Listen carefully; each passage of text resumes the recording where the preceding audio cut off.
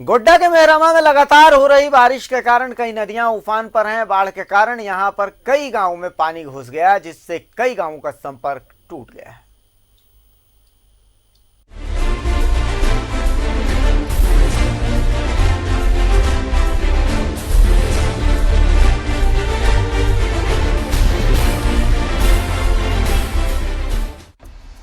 ये तस्वीरें गोड्डा के महागामा की है, जहां पिछले दिन से हो रही बारिश ने यहां की तस्वीरें कुछ ऐसी कर डाली है।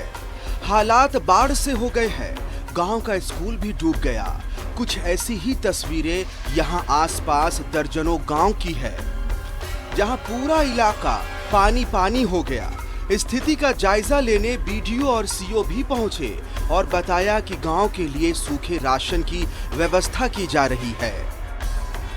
सूखा राशन की व्यवस्था हो रही है। अभी तक दिया नहीं क्या? सूखा राशन की व्यवस्था हो रही है, उससे पैकिंग हो रही है। 1 घंटे में सबको मिल जाएगा। बारिश का पानी यहाँ कुछ इस कदर बढ़ा कि जनजीवन ही अस्त व्यस्त हो गया।